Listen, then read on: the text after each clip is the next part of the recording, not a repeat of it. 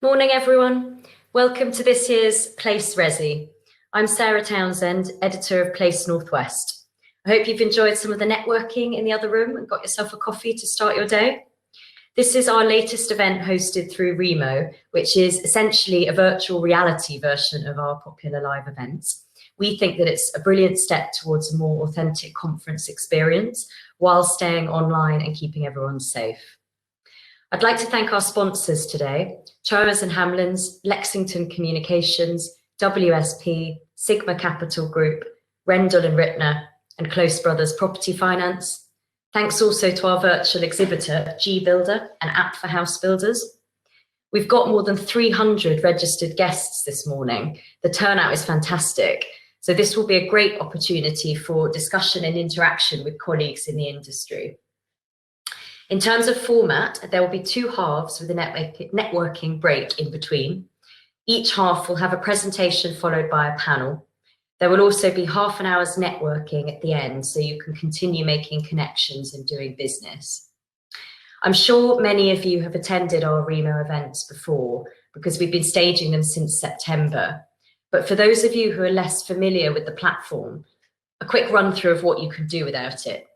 The networking room is where you can join tables and video chat with other guests, moving around by double-clicking on a table to meet other people.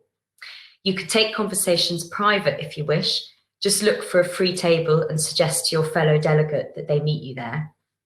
You both then double-click on that table and away you go. Because of the large number of delegates today, there are actually 3 floors for this event, so feel free to bob around as you would do one of our physical events. There's also private messaging if you want to swap numbers or suggest times for follow-up meetings. We have included a short video guide to getting the most out of the networking, which you can find at the top of your screens to the left of the speaker's green room.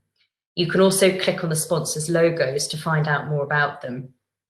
It's useful to create your own profile if you haven't done so already, so that when someone clicks on you, they can see straight away who you are.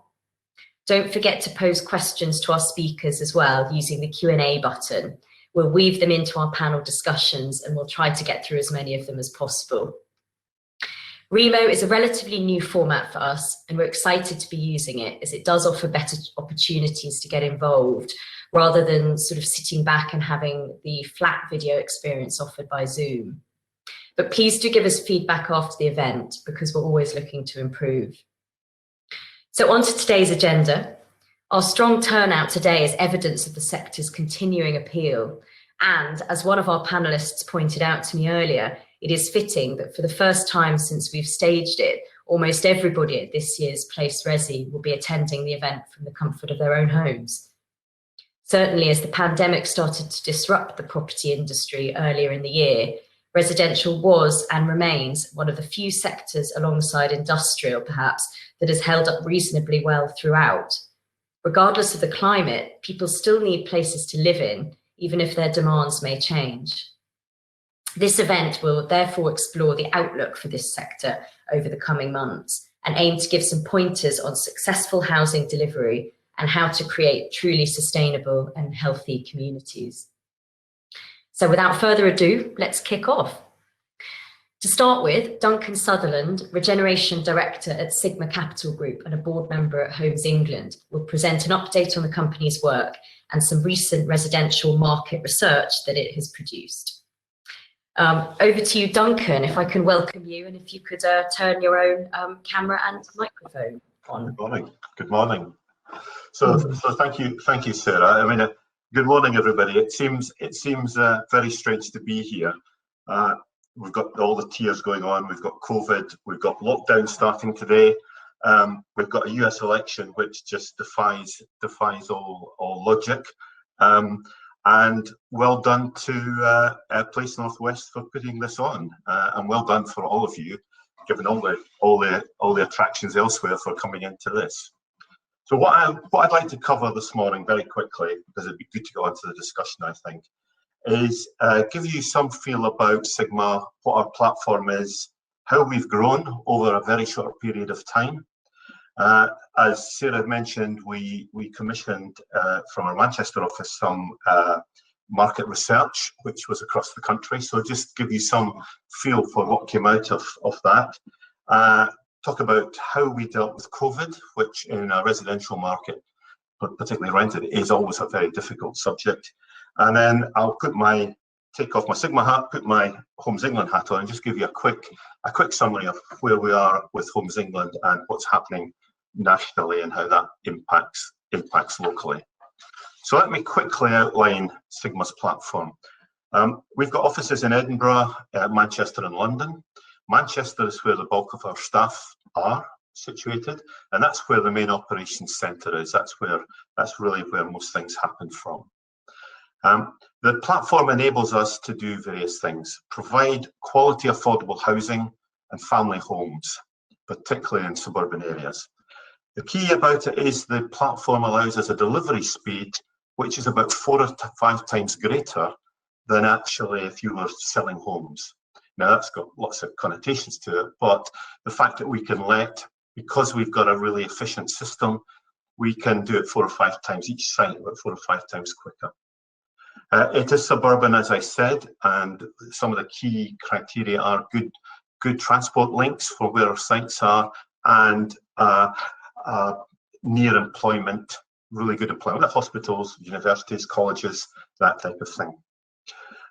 And there's a substantial effort from the Manchester office and from the company as a whole on community, on creating new communities and sustaining them, and also the sustainability of what we're creating from a build point of view. And I'll say maybe a bit more about that. So our platform is based on the integration, and this is quite unique. I can't think of any other organisation that does this, and it's why we've been so successful.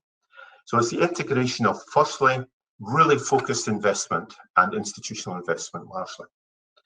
Partnership with really good housing partners, and some examples are Countryside, Keep Moat, Gallagher Try, NG, and so on. So really good housing partners that allow us to deliver a product of quality. And at the end of the line, effective and caring management, working with our customers very closely. And I'll say a bit more about that, particularly in relation to COVID and how that's actually worked. In part of this, in terms of the investment side of this, we operate several funds, the largest of which is the PRS REIT, which we set up about 3 years ago with some keystone investment from government, but is now about £1 billion worth of debt and capital. It's the first of its kind in the UK, and I'll say how that actually plays into things. So let me talk about our growth based on that platform. So we started from a really successful base in the Northwest. As you would think, our main office is Manchester. We had various partnerships with local authorities, and that partnership enabled us to really move things forward quickly, particularly on sites. Our areas of concentration now as we grow are the Northwest, obviously, Yorkshire and the Midlands. We have 37 active sites on the go at the moment, so you can imagine the project management issues that around that. 14 of those sites, so it shows our Northwest credentials, 14 of those sites are in the Northwest. The PRS REIT is really our big investment vehicle. It's a collective investment vehicle, and that basically is where the housing sits once we've built them with our partners. Within the PRS REIT, we're concentrating on our build out at the moment. We have about 2,700 homes built and already let, and a further 2,500 homes on site and contracted at the moment. So you can see the size of the project that's actually there and ongoing, and the ability of our platform to actually manage that process. And just, I know it won't be of interest to many of you here, but in September, we set up a London fund with global investor EQT, and with, again, some cornerstone money from government, £1 billion of equity and debt within that. And that's really targeting the outer zones in London to provide really affordable quality homes, using the experience we've had, particularly in the Northwest, to actually deliver well-needed homes within London. And again, transport is a big part of that. So what about the Northwest? So just give you a couple of examples of schemes. that we're doing or have done. And one of those is in Broughton, in a scheme in Broughton with Countryside in Salford. We've got a project there at the moment on site of 298 homes, 1 to 3 bedroom apartments. The first move in is this month, which is great. They're all let off plan, so 290 units all let off plan, and most of our houses are completely let off plan, which is great for us. High quality specification in these apartments, without a city centre price, as many of you will know what that's like, but also because we don't provide amenities that many of these city centre apartment blocks do, we don't load those costs on. And to be honest, our customers don't really want that. They would prefer to have the affordable rent, and then if they're going to a fitness club or whatever, they do that separately. And that's worked really well, and so on. So the price tag, just give you a feel for that. The starting price is £650 a month, and then it goes up from there, but it's very, very affordable. In Rochdale, we've got sites on the go at the moment, 4 sites with Rochdale Council for family homes, and they are again going the same way, being sold off plan. And all of our experiences, that's what's happened with this type of affordable and quality product. So what about the future in the Northwest? Well, we feel there's a real opportunity for continuing success for us, growth with our partners within the Northwest, hence our commitment to Manchester and the Northwest generally. We feel there's a real depth of market in the area, needing really good quality homes to rent. And we can see this right across the board, that are of the type of level that we're talking about. And that's going to be more so in the future, and I'll say a bit more about that. There's a real depth of market, needing good quality homes, therefore. In the short to medium term outlook, there's a real tightening of mortgage criteria. And this is pushing people towards good quality, affordable rent with good landlords. And I think that that's what we're seeing. If you're a good landlord as well, and our Simple Life product shows that, we'll say a bit more about that, it actually encourages more. And I think just the way we're going over the next couple of years with mortgages and bank lending, the way it's going to be, even with low interest rates, I think that renting is going to come more to the fore, without a doubt. Let me say a bit about the research. So we wanted to find out what was really happening in the rental market across the country.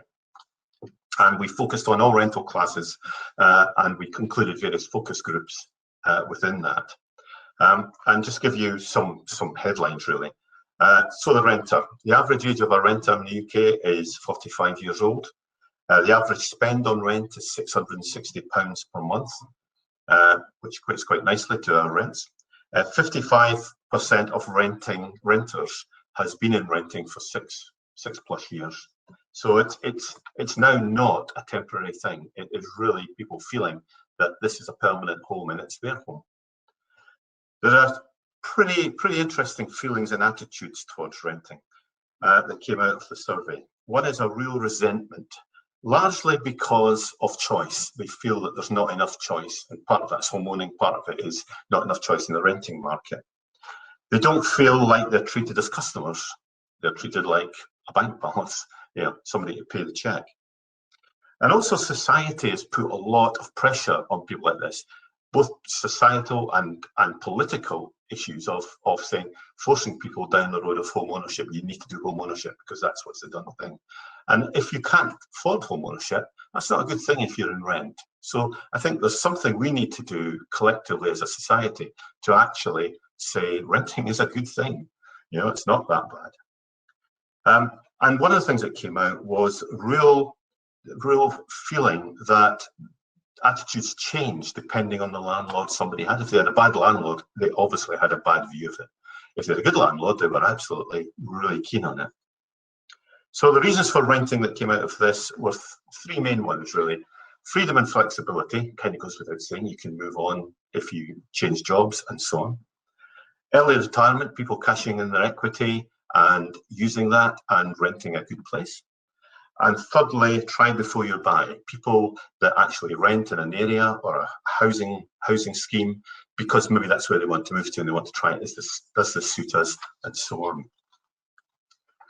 So what's our response to COVID? So COVID, obviously, a lot of people impacted by lockdown, and the first lockdown back in March, which was a long period of time. So we've effectively worked with all our residents impacted by lockdown. Those that were furloughed, we actually reduced their rent by 20%. We put a freeze on uplifts for existing tenants. In the first half of this year, we rented about 1,300 homes. So it was a big issue for us to see how this would pan out. So effectively, we worked with all our customers. We encouraged open conversations about any issues they had. We worked out payment plans for those people who were actually having problems. And our staff, who are wonderful in Manchester, those that are on the call here, wonderful team, actually got together with residents through the process and worked together. And things like online health and well-being sessions, fitness classes, baking, meditation, all of those things helped to mold things together, really created a strong sense of community and also loyalty towards our brand, Simple Life. So by doing that, by actually getting involved with our communities, it actually has been good for them and also good for us in terms of our management of those properties. So stop there on Sigma. Just give you a quick outline on Homes England, as my time's probably running out. So over the past couple of years in Homes England, I've been on the board for 2 years now, and we've moved the organisation to more of one of partnership and collaboration with local authorities, investors, housing partners, housing associations through our strategic partnerships. So it's very much one of moving in that way. We can't do everything ourselves, therefore we rely on partners. We've got diverse funding programmes, which includes loan, equity, land, infrastructure, working with SMEs and helping to support them, particularly through these rough times. We have an affordable housing programme, which was announced last month, which has got a real focus on modern methods of construction and how we get that moving. Help to Buy, allowing people to get on the housing ladder, and so on. So a lot of programmes, sometimes quite confusing. So what we're looking at the moment is how do we actually put those into a more flexible, single funding system? And that's what we're working through with government at the moment and ministers. We've got the comprehensive spending review coming out. So we're looking at more flex in our funding on that, more emphasis on sustainability, more emphasis on design. And actually, 24th of November, 3 weeks' time, we will know where we are with that. So I think it's about watch this space. So Sarah, I think I've cantered through things quite quickly there. Hopefully that's enough. And if anybody's got any questions, I'm going on to the panel session. Anybody's got any questions, happy to answer them. Thanks, Duncan. Thanks so much for sharing that. Really interesting to hear more about Sigma's activities and the research, and a really good introduction, I think, to our first panel discussion. So we're going to be exploring the outlook for Northwest Residential and how to plan and deliver successful schemes. So I'd like to welcome to the stage our other panellists.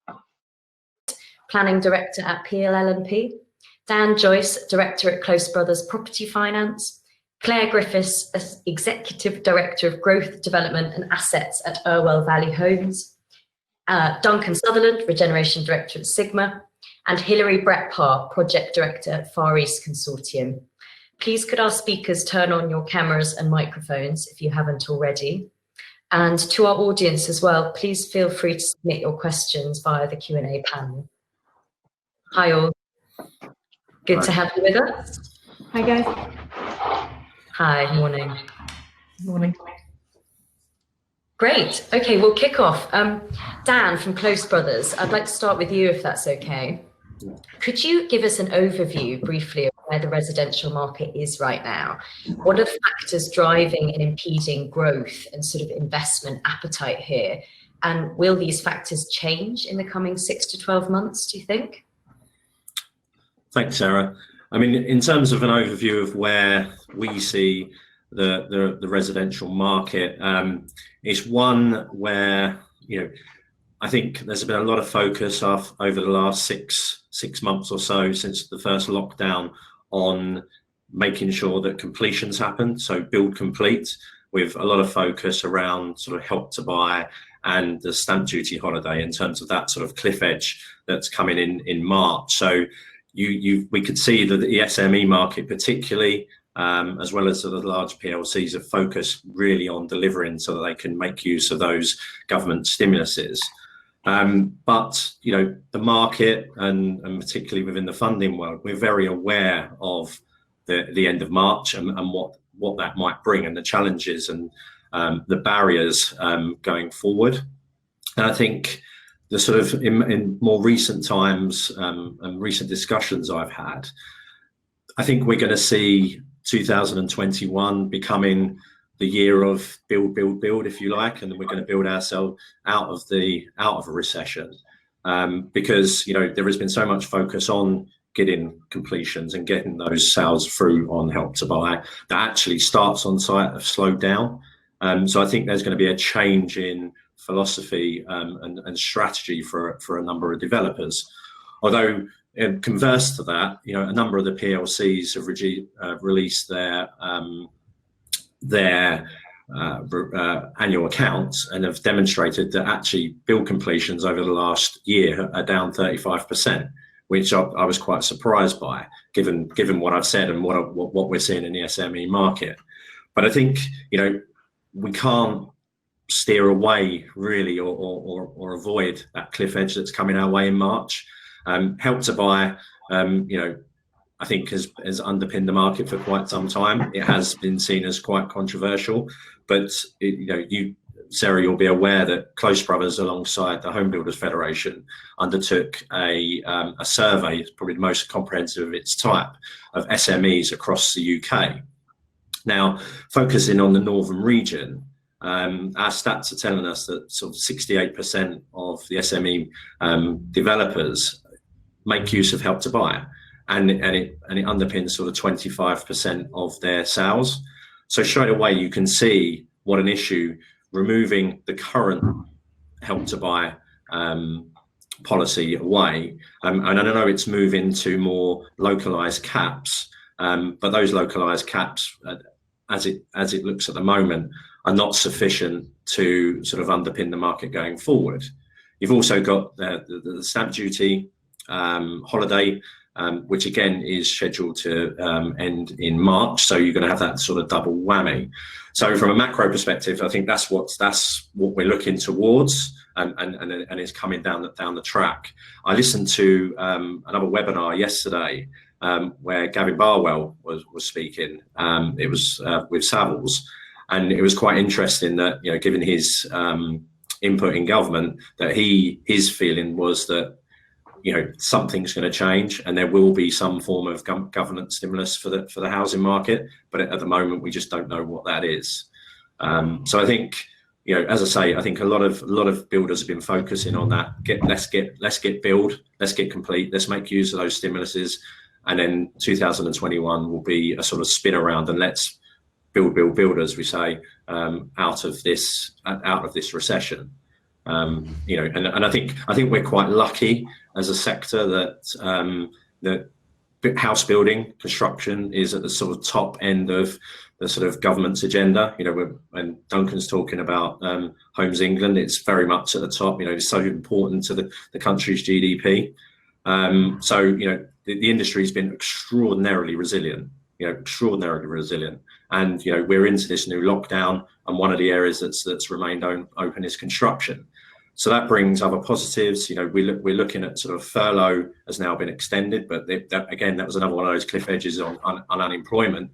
But I think we could probably see over the next sort of 6 to 12 months a lot of retraining of skills. You've got a lot of people who are coming out of, maybe they're coming out of retail and different sectors, but I think the house building industry may well pick up a lot of those unemployed, and then we could see quite a lot of retraining, and the northern regions are sort of at the head of that sort of side of it, particularly within the SMEs. Brilliant. Okay, thanks, Dan. I think that's a really useful sort of bit of macro context, and hopefully we can pick up on a lot of those points a bit later in our discussion. But as by way of sort of introduction of our other panelists, who are all actually now residential developers or planners. Could I ask each of you to give a brief update on one or two of the key schemes that you're working on right now, and how do you feel that the current climate has impacted you? So first to you, Hilary, from Far East Consortium. Hi Sarah, thank you very Hi. much. Thanks for having me on the panel today. Yes, so our key scheme is Manchester's Northern Gateway, not to be confused with Rochdale's Northern Gateway, which obviously has happened in the past. Yeah, so Manchester's Northern Gateway is a huge regeneration project for us.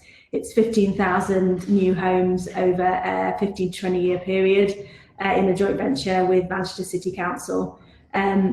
For us, our main focus is on our phase 1 at the moment, which is a 10-year delivery programme focused on the Red Bank area of the city and also on the Collyhurst part of the master plan, which will see circa 5,000 new homes, significant infrastructure investment and creation of new communities in some areas and integration of existing communities in other areas. That's supported alongside a housing infrastructure fund from the government, which is 52 million into infrastructure, will be implemented by Manchester City Council over the next years to 2024.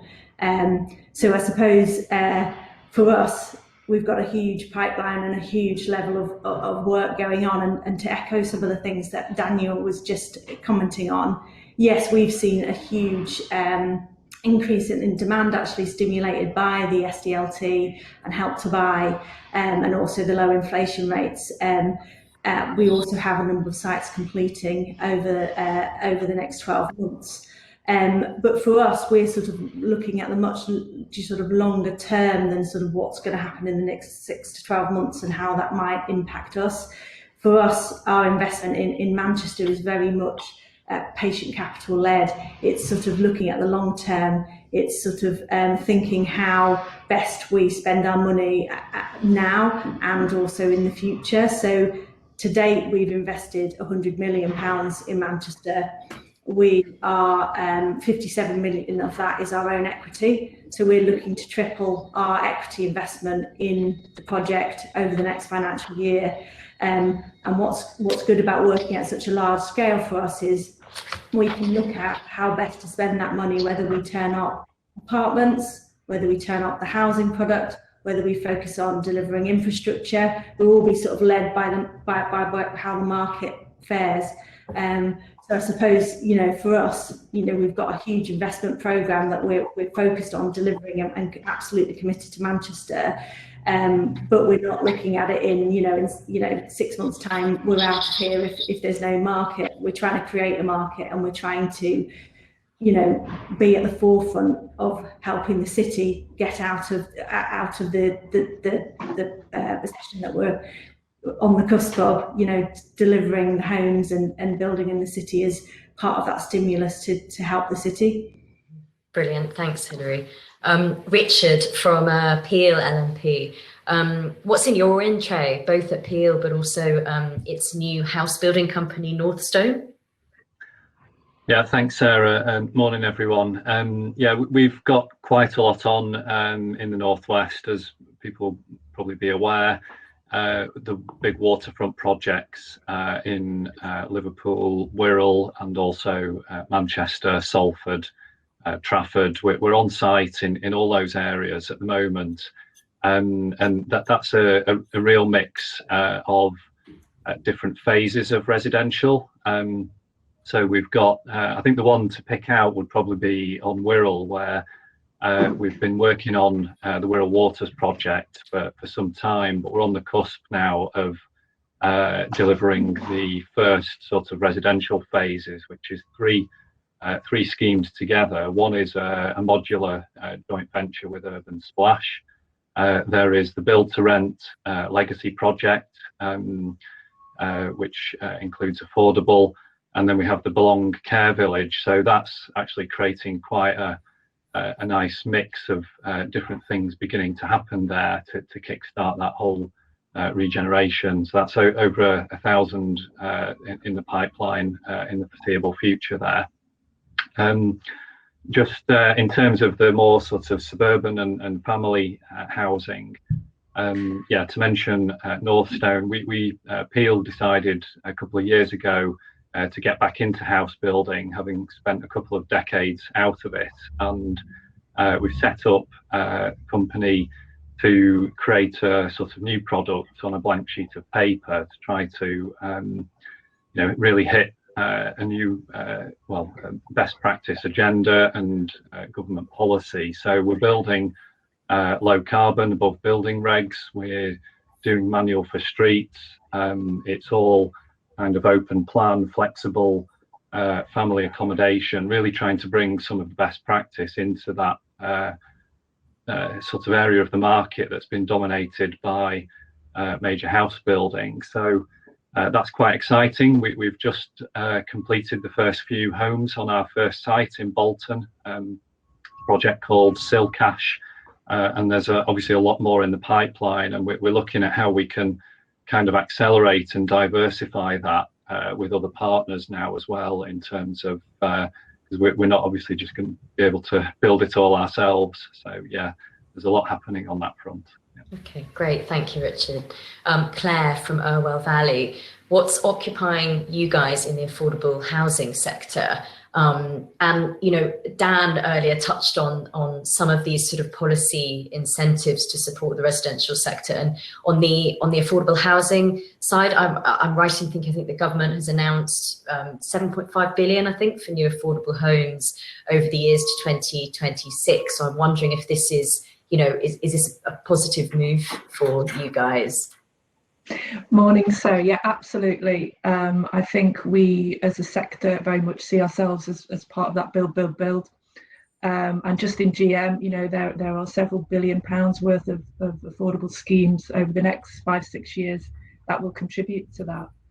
I think there's a number of funding things coming together, and Duncan alluded to them. There's the Brown Homes Fund, there's the Housing Infrastructure Fund, there's the Affordable Programme, there's the Green Homes Grant, there's a Social Housing Decarbonisation Fund. So we really, we want to bring those together to build up that supply chain, to make sure that the training and employment opportunities are absolutely maximised with all that spend, really. And I think it's a huge opportunity for us to do that. There's a great history of collaboration in GM with the housing providers, and we need to make sure that our private sector partners, local authorities, the combined authority, are joined up and all heading in that direction, because to keep on building, but to get that extra value in terms of training and employment feels critical for this region at this time. But I think we can do it. I think we need to make some collective decisions over some of the technology, so that supply chain and that training can really start kicking in over these 2 years. So absolutely there to invest and keep building. Duncan alluded to the flexibility that Homes England will be working on, which I think will be absolutely essential to keep that moving. Okay, brilliant. Thank you, Claire. Duncan, yes, you've talked to us a bit about Sigma's Northwest projects, the activity there. Can you talk to us a little bit more about particular growth sub-segments of residential that you're seeing? You spoke about rental. What about sort of retirement housing, care homes, that sort of the other living sector? Do you see opportunity there? Rising opportunity there, I should say. I think there is. I mean, obviously not for us, because we're very much for Sigma, because we're very much on the private rental sector. But if I put my wider hat on, there's certainly a lot of attention now to particularly the retirement sector. I think it's interesting in how we actually start looking at this. We've got to look at things a bit differently, I think, in how all these things match, as people get older, like my age. Do I want to go into retirement centre? Am I sitting on a big house with 6 bedrooms for myself, And how do we actually make this work for society as a whole? And I think there's a lot of work to go on that front as well. But I think the thing for me is that we've got the opportunity now, in terms of all of the housing sector, to actually look at how we build better, how we build better quality, how we make things more sustainable and how we make them more suitable for today's needs, and particularly thinking about what we're just going through and what we've been going through for nearly a year now. How do we actually work with that? And it has a big effect on, I think one of the things I saw in some of the initial text was what's the changes that are happening here with COVID related side. This move from city centre apartments, for example, which are quite difficult in terms of dealing with COVID because of the way they work, to suburban homes. So what does that move mean for the way we plan our cities and plan our towns? And so there are things for me that it's not just about the sector of retirement, and so there's a continuum here that we need to bring together and look at the kind of effects that we've got by the disease we're all experiencing, and the economy, and how we're actually going to plan and how we're actually going to put in the right programs to be able to do that. The good stuff that everybody on the panel is doing, we need to actually think about it in those terms, not in the old terms of we just need to build houses and get a 20% profit out of it. Thanks, Duncan. I think the sort of question of truly sort of sustainable multi-generational communities is an interesting one. And Hilary, I wonder if you want to come in on that one. Obviously, you're at a reasonably early stage, really, of the Northern Gateway process. It's been master planned. It's that planning process is really now sort of ramping up. So, how are you guys really trying to sort of embed that sense of sort of recognizing the challenges we're facing right now, and sort of really kind of making sure that your project is sort of I guess cushioned from any of those sorts of dramas and challenges and changes in the future? Yeah, I suppose there's a couple of things in that. I totally agree there's going to be a shift towards home working, and probably that would lead to more people living in the suburbs. But to think that people in their late 20s and early 30s wouldn't want to be living in a city centre location where there's access to cultural, social, we all still want social life, hopefully at the end of this when we're allowed outside again. People want to be able to go to restaurants. There is still going to be that demand for people to want to live in city centres. So I think in the sort of design of our homes as we come forward to the Northern Gateway, we're going to be thinking more about ensuring people have that access to private outdoor space, something that we've maybe shied away from in Manchester, what with the climatic conditions we have, but certainly making sure that people have access to private open space, but also what sort of amenity we provide in the buildings, more co-working spaces that if people are working from home and they aren't, they want to break from their four walls of their apartment, there's a safe place that they can work in.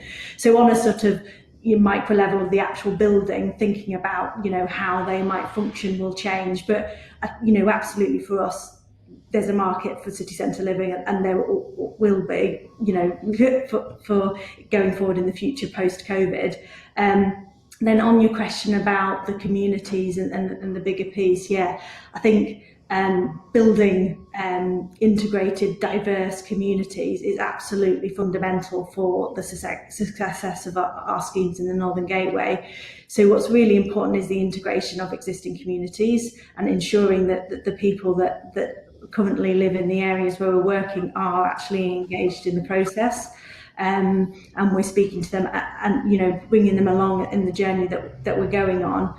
Number two is also making sure that these places that we create, there's access to open space, healthy living, and we're absolutely, in the Northern Gateway, we have great assets of the river and the park. I think 120 acre, of parkland we're going to be providing at the end of this. So you're making sure that the communities have access to those areas.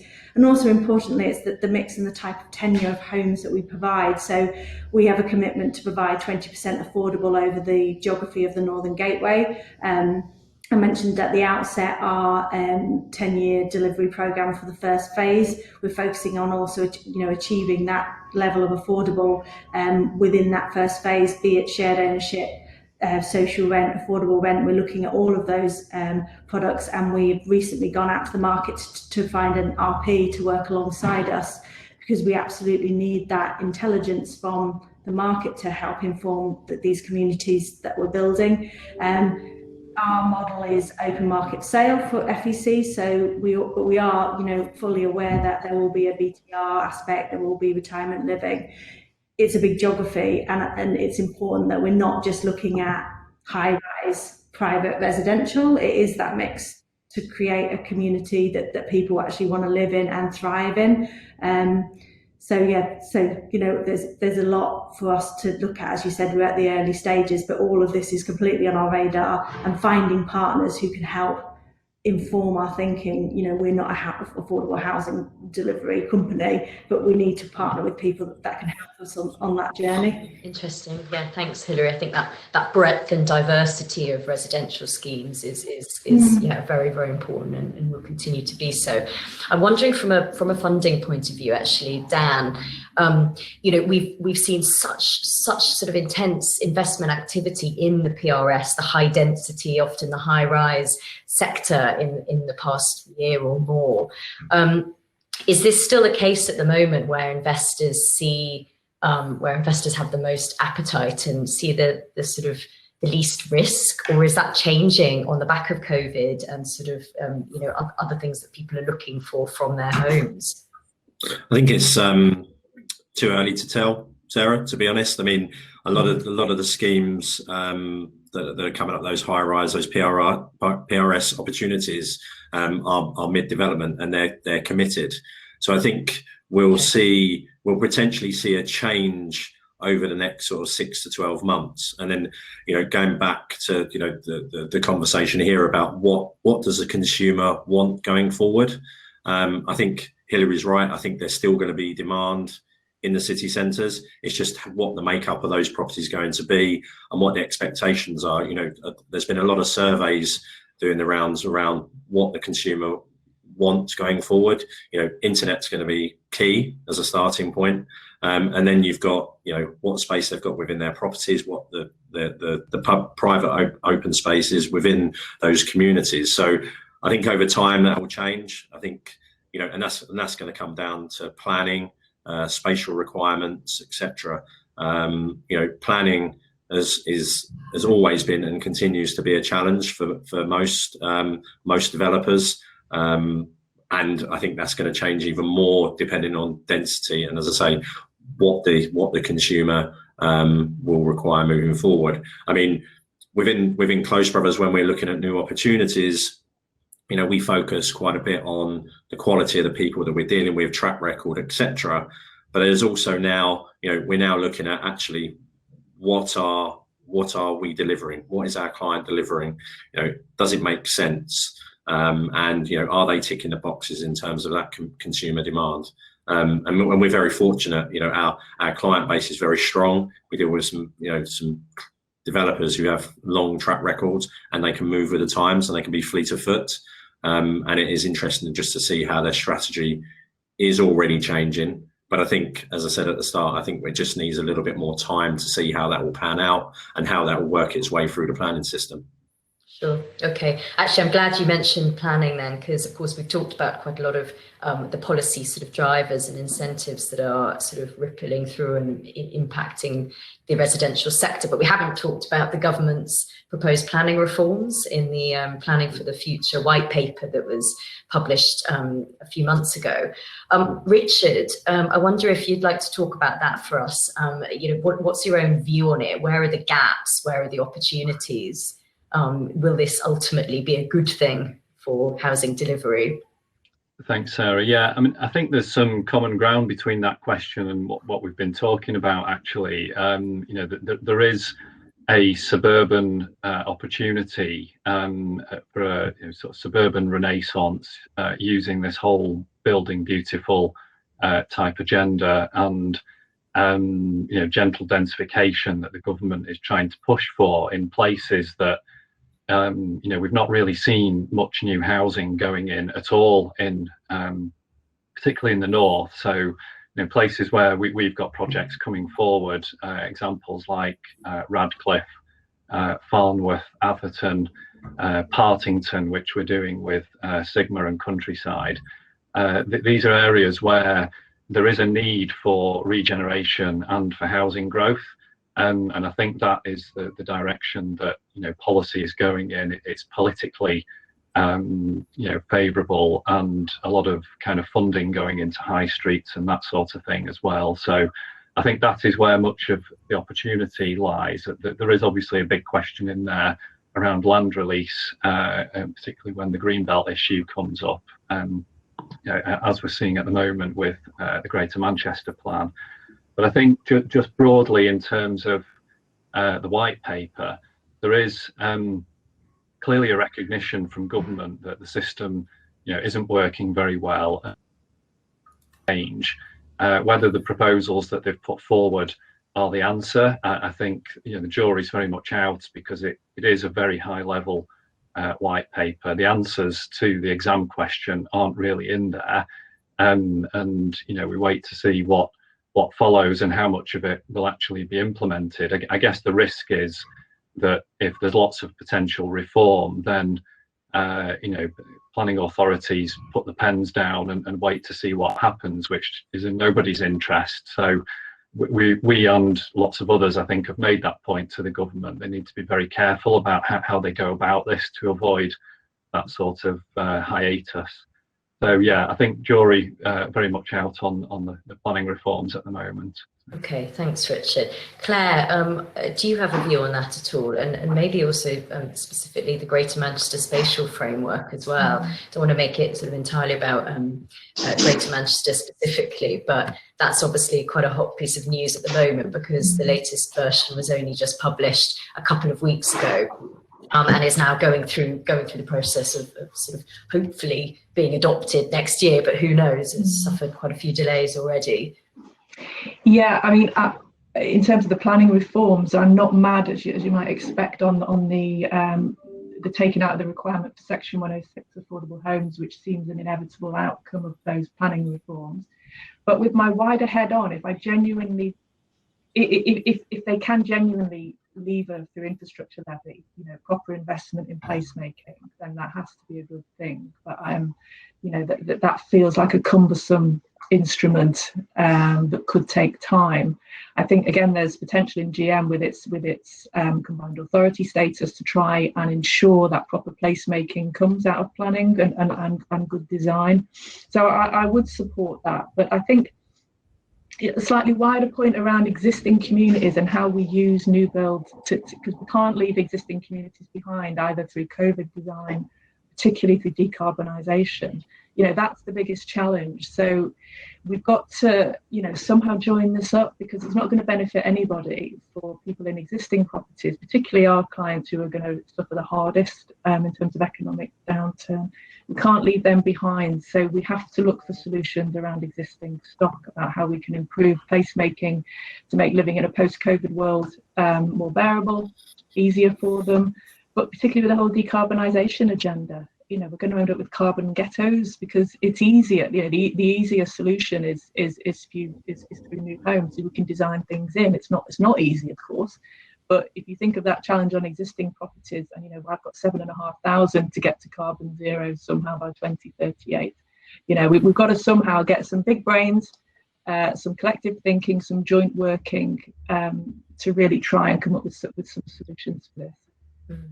Yeah, I think the low carbon agenda. Yes, Duncan, I want to ask you about that actually, and you know, what are the barriers to greening existing homes, and is it cost? Money. Well, yeah. Mostly. I think if I could come back just quickly on some of the good stuff that Richard and Claire was saying on planning. I was in a meeting on Monday with MHCLG's chief planner, who's the guy responsible for putting the white paper together largely. And in addition to what Richard and Claire was saying, there were two things that came out of that for me. One was the fact that it's got to go through Parliament yet. And I think there's just going to be massive changes when it gets to that point. You know, we've all consulted on the very high level thing that's out there at the moment. But I just think once it goes through Parliament, it will change massively. And I think the other thing that came out of the meeting was the issue that it creates with capacity within local authorities. And I think that's one of the real main concerns that most people have at the moment. I mean, local authorities are already struggling with COVID, with cutting back staff, and therefore in the planning system there is a lack of capacity. So putting something like this on top of it, I think, is going to be very difficult and may have more problems actually than it's trying to solve. So I think that's right. So on the greening of homes, it's a big issue, but it's something that certainly from a Homes England perspective we are looking at how we kind of work with our strategic partners, particularly in the RSL sector, in terms of, and local authorities, in terms of how we actually do this. But it's a big price tag, this one, and that's the fundamental issue. But Claire's absolutely right. We cannot leave existing communities that are in these properties behind, and we've got to find a way of actually dealing with this. And I mean, it's, you put on top of that the other things like cladding of apartment blocks. You know, it's a bit like COVID, that the price tag just keeps going up and up. So we've got to start figuring out what are the priorities, how do we actually deal with those big issues that we have on the existing housing stock, both in terms of things like cladding and in terms of the greening of existing stock.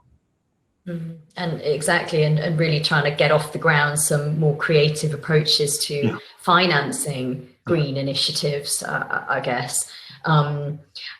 I wonder, actually, I can see we've got a question here from the audience. Do please keep them coming. We've got 5 minutes left, so we can tackle as many of those. Just before we come on to Gary's question, I just wanted to ask Dan what he thinks about this potential for a more innovative funding mechanisms to support the low carbon agenda in the residential sector. What are your thoughts on it? I mean, it's a difficult one because, again, it's something that's coming forward and something that we need to think about. We talk about modern methods of construction, and the impact that's going to have moving forward, particularly post-COVID. And there is a lot of talk that the MMC is perhaps a safer way of building into the future, and then the impact that has on carbon, etc. And the way that the schemes are delivered. But the difficulty from a funding perspective is that anything that's built off-site is difficult to fund because we fund against stuff that's actually fixed on site. So there's a variance there in terms of funding models. So from a sort of traditionalist perspective, it's going to be quite difficult because you're perhaps relying on insurances, you're relying on the strength of where these things are being delivered and delivery to a site. And that's why we're probably seeing more fund type opportunities or fund type organisations coming forward with a different sort of spin on it and perhaps are prepared to take a greater risk. Whereas I think your more traditional funders are less likely to take those risks relying on insurance. So it's sort of the agenda. I can see the agendas there, and I can see particularly like the next generation of developers who are going to be more focused on delivering, environmentally friendly type schemes is fine, and it's for the greater good, if you like, moving forward. But there is this barrier on the funding side that somewhere there's got to be a fix for that, and at the moment I think we're still a long way away from that, unless, as I say, unless you come away from the traditional funders. Sure. Okay. Thanks, Dan. Hilary. Yes. Yeah, I wanted to have a comment on the carbon neutral agenda. Obviously, our programme of delivery is very much within the timescale that GM are looking to go carbon neutral by 2038, and with new homes being net zero by 2028. For us, there really needs to be a sort of shift in the consumer market, I think, because the value that's placed on a home that is carbon neutral or green, just the majority just isn't there at the moment. You wouldn't pay an uplift necessarily to live in an apartment that's greener than the other, just generalising. Obviously, I know there's some consumers that would play that. So it's really, how do we have that shift in the consumer market, so people might be willing to pay an uplift if they're living in a greener home, which will help us balance the books where we're trying to, add additional cost onto the build to achieve these zero carbons, factoring in also the affordable and other viability issues on site, that we can attribute, a cost uplift to a green home. Or are there other stimuluses that could be attached to green homes? Could there be a stamp duty reduction? Could there be, access to better mortgage products if consumers are actively buying into to greener homes? And I think it's that, that as well as sort of looking back at the developer as like, how are we going to do it at the construction market? How can we make it cheaper to produce greener homes? It's also that sort of shift in the market as to, what it means to live in a home, and are people willing to pay an uplift for that?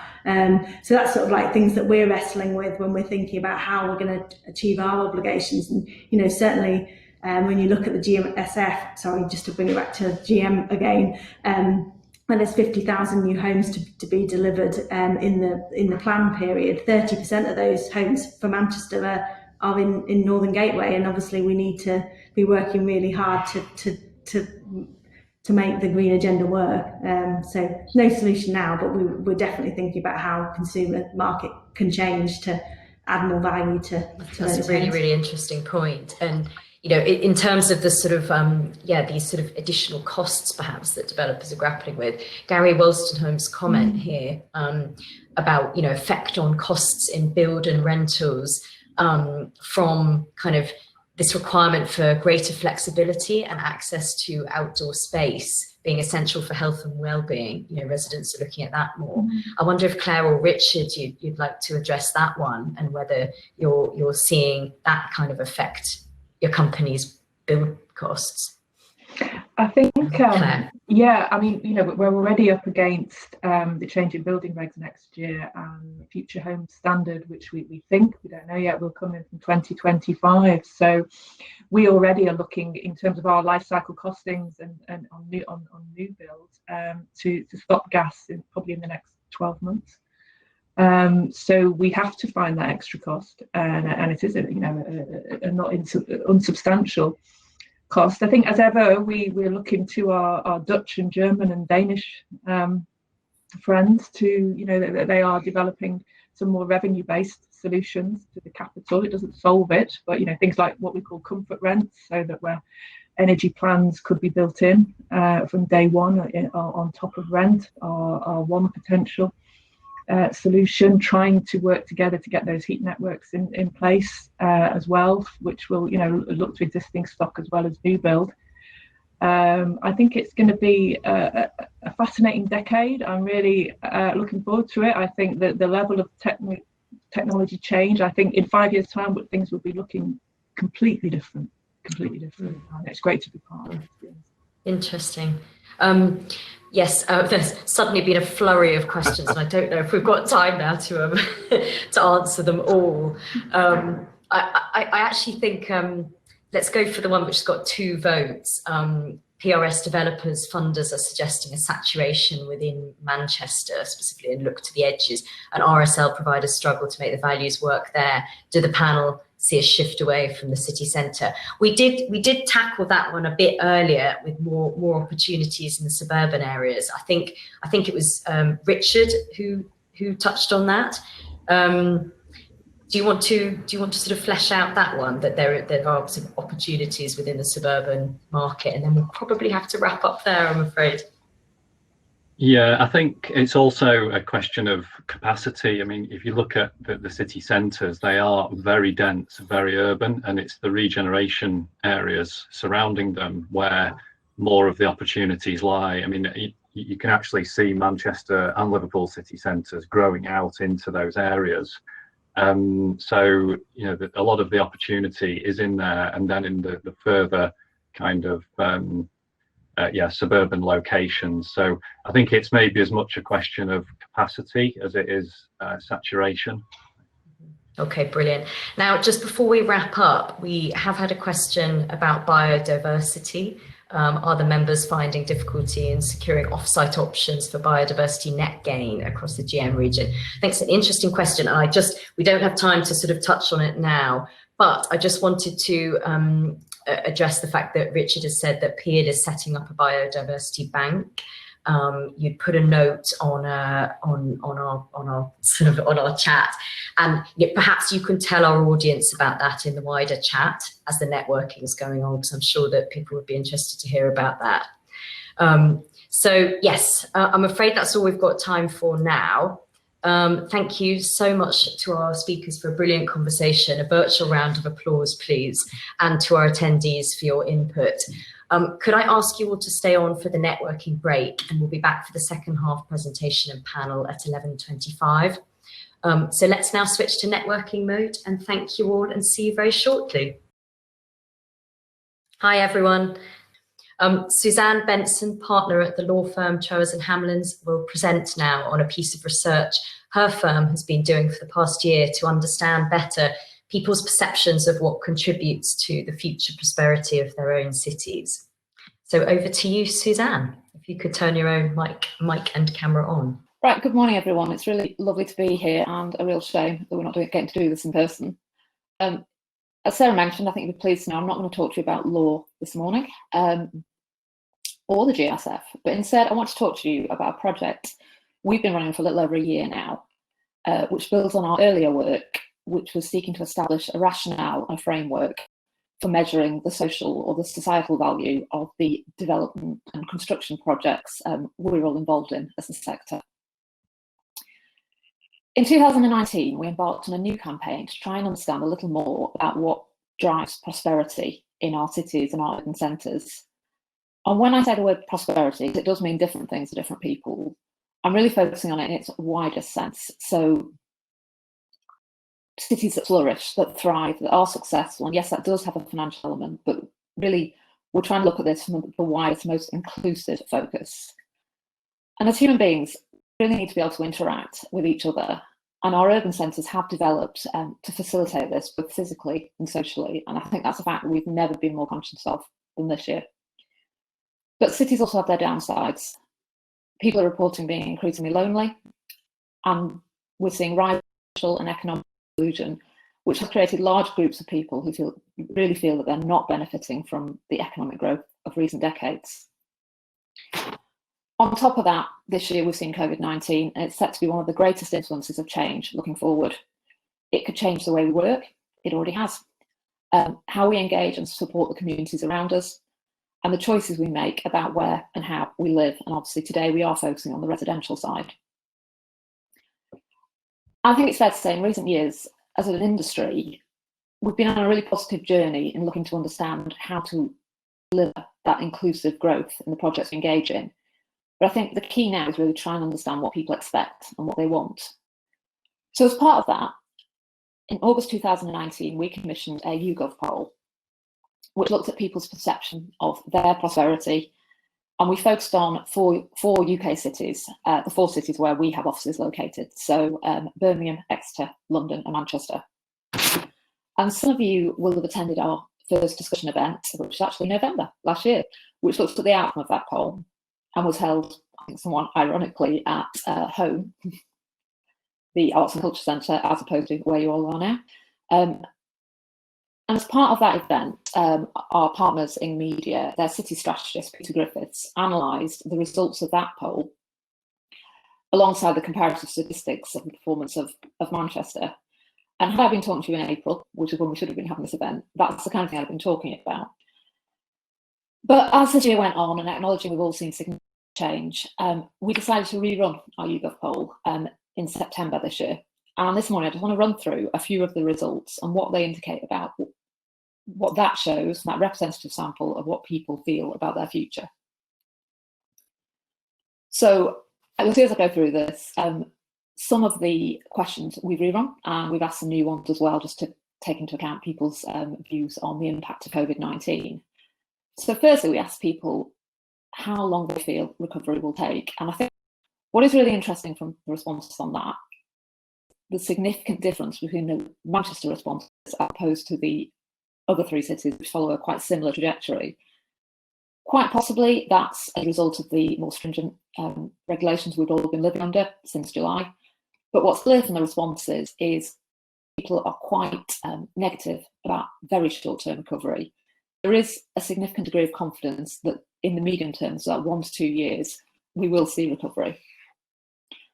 And the linked question we ask to that is how people feel about their individual prosperity and the impact of COVID. And again, I mean, what's interesting about some of this is Birmingham, very positive through the whole of this. But Manchester came out the lowest of all the 4 cities in terms of feeling confident that COVID would have no impact on their longer term prosperity. So only just 35% of the respondents felt confident that their prospects will be unchanged by this current situation. So taking that into account, I think it's important to look at some of the driving factors. And I've included this slide just because when I saw it, I think it's very familiar to some of the images we've been seeing on the news in recent months. And although the impacts of the second wave is a developing picture, it is changing at the moment. In terms of those areas that's been under more stringent lockdown in recent months, it does largely follow that map. Now, in terms of our housing outcomes, I think that's a very clear indicator of the effects of poor quality housing, the effects of overcrowding, and the effects of people's view of decisions their leaders are making. So one of the questions we're interested in looking at was how people feel about their leadership. So we live in a country that's seen a reasonable amount of change over the last 20 years in terms of how we've devolved powers from national leadership to more local leadership, starting in 2000 with the appointment of the Mayor of London, and more significantly in the North West, the Metro Mayors and the combined authorities from 2017. In that time, we have seen a level of fiscal devolution. There are certain areas, particularly in Greater Manchester, where we have more independence now in terms of the way we spend our money. But one of the things I think is key coming out of this, and part of the discussion I had with Peter Griffiths last week, was we do have to keep an eye on London as that pathfinder. I think it is really important that we do see successes in London in terms of their devolution to give the national government that confidence to carry on passing fiscal powers to local leadership. And I think that's very important, particularly in terms of transport, which we'll see people's views on in a minute. I think it is an important consideration at the moment when you look at some of the recent policy announcements around things like the levelling up agenda and also things like the Affordable Homes Programme, where we have certainly seen a shift in the way that government's looking to spend their money. So what did we ask people? The first question we asked people was whether they agreed with the statement that their national government is improving prosperity in the city. And in Manchester, the highest number of people disagreed with that statement. Now, I think that's quite significant when you consider the significant mandate national government received less than a year ago in terms of the national election. So that, in terms of national governance, and if you remember, this was run in September, before the massive row we had with in national government. It would be interesting if we ran it again now. That is a picture probably national government needs to be aware of. The local leadership, however, is a much more positive picture. And what is interesting, so the red figure is from last year, and the 49% of people agreeing that their local leadership is improving their prosperity. It's the most recent poll. So I think that is a really good picture in terms of our local leadership and the work that's being done by our local councils and GMCA. And I think, again, it would be interesting to see if we ran that this week, whether that had moved even further. So focusing a little bit more about what people think about homes they live in. We asked people to indicate what was most important to them. And what is quite interesting is the shift in how people have responded to this question in the last year.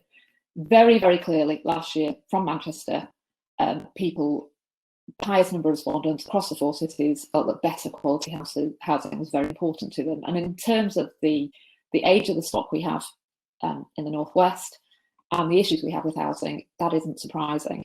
What is slightly more surprising is, notwithstanding people spending more time in their houses, that number has actually dropped quite significantly. Similarly, there has been a slight citing of more affordable housing as prime importance to them. And again, in the context of a lot of the discussions that have been going on about the need for more affordable housing it is slightly surprising to see the figure move that way. But what I think is most interesting about this question is the last one, the question of more space to live in. In the other 3 cities, everybody indicated that was of prime importance to them. And that is the conversation that has been going on in the sector around people perhaps moving out of the city, looking to have increased space in order to work more from home. I think in terms of the future of the city, that's actually a positive picture, because it does indicate that that's not perhaps as prime importance as people might be thinking. So we also ask people what matters the most to them. And for all of the public realm, the public service type areas we asked about, Manchester came out highest of the 4 cities we surveyed.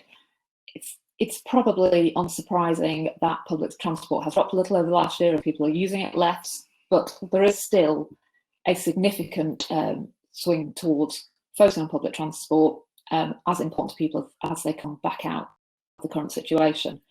But I think that's interesting on that slide is the increase in people saying that arts and culture are really important to them, because you cannot have a thriving arts and culture sector without having strong urban centres, strong cities. You need communal facilities, you need people to be operating together. And I think that in terms of future development of the city is a really important statistic.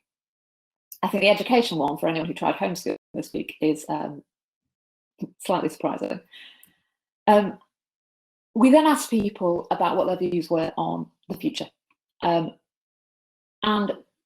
although there's a slight movement over the year in terms of people's view on future generations, whether they want to live in the city or whether they'll be able to afford to live in the city, it's stayed pretty static. But I think the thing that is really the most interesting in terms of those questions is in Manchester, as opposed to the other cities, the number of people responding that they believe that their house will increase over time has dropped quite significantly, and it is in fact the lowest level of respondents.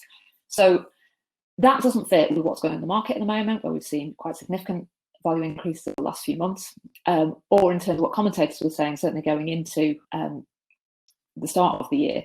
So it is interesting that people's perception of the value of their homes perhaps differs from what is in reality going on in the market. I think what is also interesting in terms of people's views on the future is the highest number of respondents in Manchester believe that looking forward, their city will be socially inclusive. And I think in terms of local leadership, in terms of the future of Manchester, I think that's a positive figure.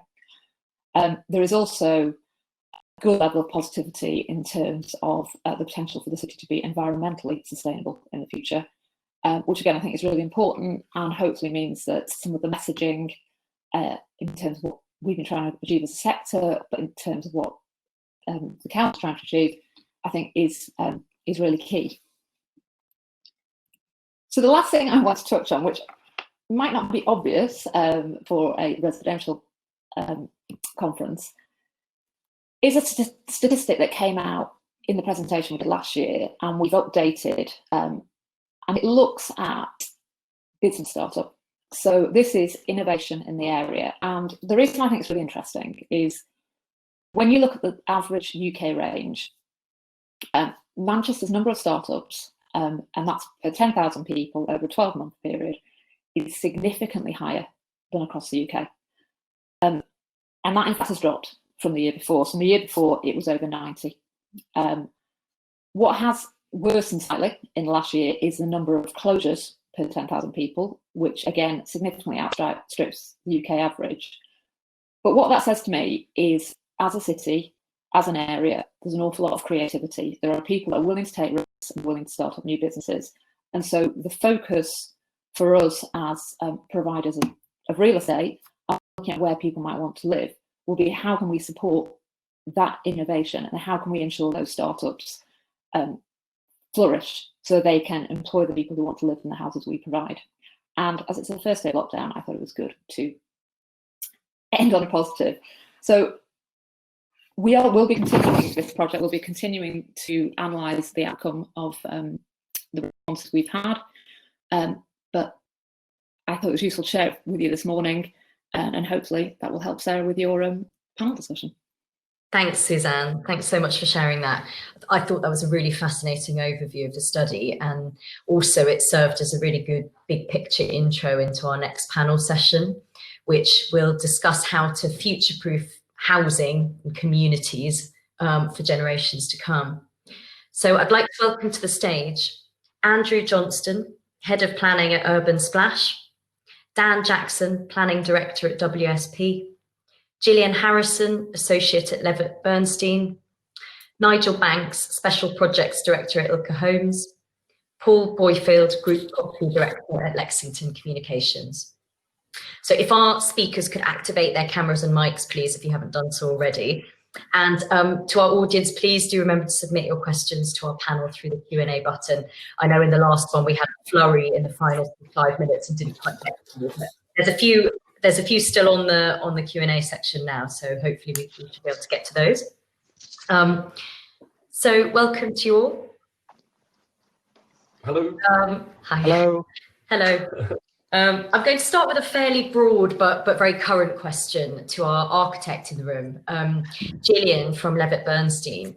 How do you feel that COVID and the challenges of 2020 have altered what people are looking for from their homes? And, you know, which design and other trends do you think are here to stay? Thank you, Sarah. Great question. Welcome. Good morning, everyone. I almost think that COVID has changed everything, and then when you really think about it, almost nothing, because all the things that were important in good quality housing remain so. We realise the importance of outdoor space, but actually I think everybody would always have preferred to have some sort of outdoor space, a garden. I think it was interesting in the panel that we had earlier talking about the importance of that amenity in Manchester, where famously it rains, but actually you realise that it's not just a space to spend time in, it's also a visual amenity. I'm lucky enough that my home office looks out into the garden and you see the birds flying around and the neighbours' cats, and actually it's far more than just the space that you have a barbecue in once a summer when the sun shines. It's actually a much more important part of what contributes to the quality of your home. I think home office space, we all know that's really important, but actually people have always needed to do some work at home. Kids need to do homework. You need somewhere that you can go away and sit quietly, and whether your home office is being used for working from home or for someone to watch Netflix while somebody else watches football, or whether it's because you want somewhere quiet to read a book. So actually, I think it just brings into focus all the things that have always been important about good quality housing: space, daylight, a pleasant environment to spend time in. So while it does feel like the world is a very, very different place, I think it just refocuses us on those core needs that have always been there. Okay, brilliant. Thanks, Gillian. As a sort of follow-up question to you, I wonder if you can, for the benefit of our audience, just give us a few examples of some of the current schemes that you're working on at the moment, particularly where those sorts of considerations are coming into play. Yes, we've got a couple of projects just coming to an end at the moment that are specialist housing for older people, so a care home and some extra care in Salford and Preston. And I think those aspects that I was just talking about of what's important in a home are all that much more important. As you get older, you spend more time in your home, so they become more and more important because your access to that quality space and that quality environment is something that you're going to experience a lot more of the time. Projects on the drawing board at the moment, I think, that are relevant to this discussion. We actually launched on Place Northwest, was covered yesterday, our scheme with Place First in the centre of Bolton. So looking at really urban centre, town centre living in the private rented sector for families and for young professionals with apartments and housing. And we have a scheme that recently got planning on the Manox factory site in Miles Plassing, which I think is quite a well-known site for the construction industry in Manchester. But I think it's all a sign of the buoyancy of the market and the strive for good quality design. And one of the things that I think is a parallel between all of these schemes is not just the private external space, but also shared external space.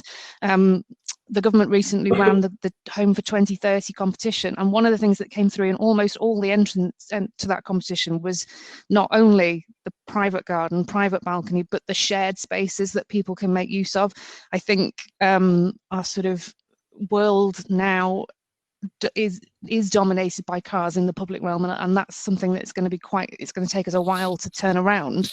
So the idea that you kind of give some of your private space back to a shared community brings you into closer contact with your neighbours, and there's somewhere beyond your own garden fence that your kids can play and sort of run up and down and have more space to get out in without having to do that in the street where it's becoming more difficult. So there's a lot of parallels to do with those issues of quality in housing that are definitely there in all the schemes that we're working on at the moment. Brilliant. Thanks so much, Gillian. Okay, Andrew, Urban Splash has been busy in the market for quite some time now, and last month started the final phase, I believe, of its 20-year New Islington regeneration programme. What else is in your intro right now, and are the trends that Gillian spoke of familiar to you? Of course, COVID wasn't a consideration when much of New Islington was being built, but do you think that it is sort of future-proofed and sort of sustainable for these times? Yes. Morning, Sarah. Yeah. I suppose most of my time is taken up working on the house side of the business. So House by Urban Splash, which includes New Islington, as you say. So yeah, we're starting on site there on the final phases. There'll be some more townhouse there, which is from our factory in Derby. That's 100% volumetric. But also some mansion house apartment blocks, which is another form of MMC, but a panelised system. And as you say, that will be the culmination of 20 years of master planning, of visionary sort of work there. And when we're also sort of transitioning now and looking and moving on to Wirral Waters, which is at the start of its journey. And Richard mentioned that on the previous panel, actually. So we're due to start on site there before Christmas with phase 1, which includes some more townhouse and some of the first row house in the UK. And quickly followed by that will be in for planning for phase 2 as well. So there's some real momentum picking up on those sites.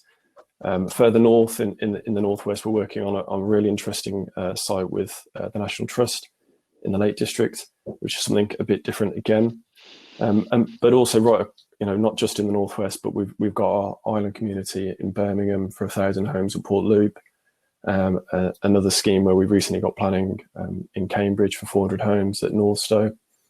And we're just starting work on a new community in Milton Keynes. So been very busy. I mean, the most remarkable thing of all of that is it's all been done. I've been working on it from in my spare room.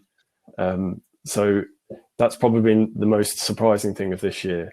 I think the trends that sort of Gillian mentioned, I think absolutely we're picking up on. I think a really interesting one for us, and we include in a lot of schemes, is our communal gardens. And they have proved really popular, particularly during lockdown, as a space where people still are able to be outside and actually interact with their community and socialise. Okay, thanks, Andrew. I wonder, let's focus on these modern methods of construction for a bit. Have you been pleased by take-up of what is still a relatively new housing delivery method, your House by Urban Splash modular homes? What would you say are the sort of characteristics of the buyer, the investor that is interested in that kind of home? Yep. Well, for us, it's about quality of what we build, and also design, two really important things. And affordability, I suppose, is part of that as well. The advantages of building within a factory setting in terms of ensuring the quality of what we build. But there's also benefits on site and in terms of the speed that you can build at, and then therefore the disruption that you might experience as a neighbour. So in New Islington, where we're building there, you can see a whole row of terraces which might appear in the space of a week. That's really, in terms of a benefit, in terms of the impact that it has on neighbours that are living within that community. I think also, in terms of sustainability, it's a very green product. There's very low waste from it. As a consequence, I think our mansion block apartments that we've been building in New Islington have only required one skip, 6 people working on site, 13 weeks to deliver 40 apartments. So there's huge benefits sort of for going down this route. I think it's a lot of hard work. It's a lot of investment. I think that's what Sekisui have brought from Japan. I mean, they have the expertise in this, and they've really been able to help us sort of drive forward that business and improve that side of it for us. But generally, when we're taking it to local communities, to local authorities and planners, there's a lot of positivity towards it, and people can see the benefits of having it. Okay, brilliant. And Nigel, of course, Ilka Homes is also in this space. Can you tell us about what you're building in the region using these methods? And is what Andrew's saying sort of does that chime with you? What are the advantages and also the drawbacks? Of this type of delivery and kind of where next for it? Yeah, so we've completed 24 sites in England in the last 2 years, and 5 of those have been in the northwest. Mm-hmm. So we've got homes in Speke with South Liverpool Homes, in Bolton with Bolton Home, recently completed in the shadows of Anfield with your housing group, and up in Cumbria with Home Group, and we're currently on site in Blackburn with Great Places, delivering on the Shorrock Lane scheme there. So what we've started to see is a shift. I think a lot of people were willing to sort of dip their toe in the water and do small sites. What we're really starting to see now is much bigger sites coming forward. We focused on ourselves looking at land and looking at bigger sites. We've got sites of several hundred homes coming forward. So I think there's certainly been a shift of people moving from wanting to understand the technology, do a little scheme and see how it works, to now moving into much more significant schemes of wholly modular developments, which can deliver much faster. And certainly the speed of construction, where the speed of sale is not the driver. So a lot of the sites are 100% PRS or 100% affordable rent. In those situations, the faster you can build the homes, the more cost effective they can become. So I think that's also become a key driver. We were looking to do a lot more in the space of apartments. And I think post COVID, some of that has dropped away, but a real drive and uptake in focus on family housing and suburban housing, which has been a key driver for us. I think in terms of areas where it's not been as successful, I think some clients have come to us with schemes that they've designed up and asked us, can we build them out in modular to their design? And that really doesn't work. We need to start from a red line boundary from the outset if you're looking at going for modular. I think that's where everything has become more challenging, and trying to sort of shoehorn in modular into a scheme late in the day is difficult. And so early engagement has been a really key factor for us in making sure schemes are successful. Okay, thanks so much, Nigel. Dan from WSP. So we've talked about this growing trend in sort of new modern methods of construction. Are there any other new approaches to house building and delivery that you're seeing sort of increased appetite in, and that you're working on perhaps yourself in the region or elsewhere? Hi, Sarah. Hi.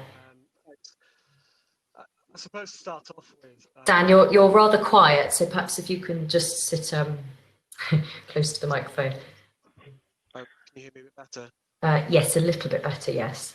Okay. If you could, maybe keep it close. Thank you. I agree with what the previous speakers have said. I suppose from a planning position, I still think there is a disconnect around the country with respect to local authority decision making on MMC. We're still seeing examples of local political level, them politicians seeing MMC as a low cost, cheaper alternative, maybe not as higher quality. So I think there needs to be a stronger planning policy position, and we are seeing that to start around the country, with local plans requiring developers to evidence if MMC has been considered with respect to construction. Schemes that we're working on at the moment, we're doing a lot of work in Manchester. A really interesting scheme for MCR in the Northern Gateway. It's an application that we're about to submit in the next week or so, known as the Gasworks. That's for 1,200 apartments. And in terms of what Gillian was saying earlier with respect to future ways of living, this has been designed to incorporate the existing perimeter block pattern so that all the cars will be kept to the existing road network. The site is 2 hectares, and there are no vehicles within the area. So it's all pedestrian, cycle, open space. So it's been designed for the future. What we're also seeing is we're working with Northstone and Peel on a site in Ellesmere Port. We've worked on Rossfield Park for about 15 years now. Application that's just been submitted.